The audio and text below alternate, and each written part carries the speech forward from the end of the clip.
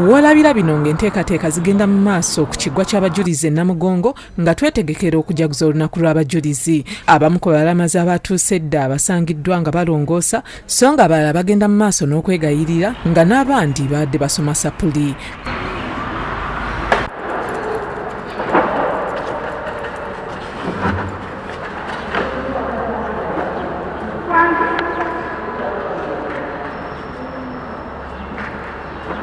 Father Joseph Muwonge akwanaganya ebikwata ku bajulizi ku kiggwa ky'Abakatuliki annyonnyodde amakulu g'olunaku lwa leero mwategeereza nti luno lwe lunaku Ssekabaka Mwanga kwe yatandikira okwekyawa ekyavaamu n'alagira okuttibwa kw'abajulizi. Bukedde okutuuka ate kukwataganye bulungi n'ekikulu kye tuliko kubanga bazze lw'abajulizi olunaku luli mu maaso naye ate akatyabaga katandika lwa leero nga 25 Maayi ate enkeera nga 26 omusango ne gusalibwa olwo ne babakunguza babaleeta e Namugongo kyokka abamu ne bajja nga bafiira ku kkubo.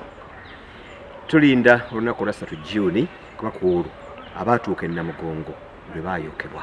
Muwonge asabye abalamazi bonna abajja okukolaganira wamu n'ebitongole ebikuuma ddembe okulaba nga tewabaawo buzibu bwonna bubatuukako. Ajja e Namugongo kolagana bulungi n'abakuuma ddembe. Kye bagamba nti kino ekyokubiri weteeketeeke mu bulamu obw'omwoyo osobola okujja e Namugongo ng'ogwanidde okufuna indulgensia eweebwa abalamazi. Annyonnyodde ku nteekateeka z'okuddamu okulongoosa ekifo kino amangu ddala ng'okulamaga kuwedde. Ekifo kino amazzi gano gajja kuggibwamu gonna nga omukolo gwakaggwa ogwa 3 Juni. Amazzi gafulume gonna tusobole okuyonja wansi kubanga ettaka lyonna nkuba buli lwetonnya nga bwe liva eri lyonna liggweera wano kati ogalaba amazzi gandi tegalina kkala tegalina langi naye ogalaba nga galina langi egigawa ate wano we tuyimiridde. Wano era wasangiddwa abalamazi abavudde mu bifo by'eggwanga eby'enjawulo ng'abamu bategeeza nga bwe bavudde e Bushenyi, Hoima n'abalala nga bavudde eggulu era nga bazze okwegayirira Omukama.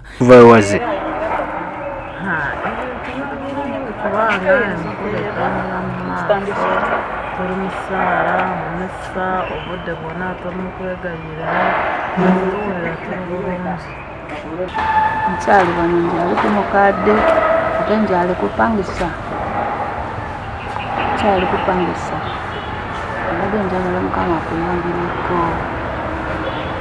Hano ninteekaniza abakazi bantonganira ali Mukama wati Yesu Kristo nsobole kutunga ebyetaago byange ebinkusaba mu maaso ga Mukama. Bo abatunda ebintu bya Mukama okuli sapule emisaalaba n'ebirala baatuuse edda mu kifo kino. Julius Kafuluma yakusakidde eggulire lino ku Bukedde TV 1.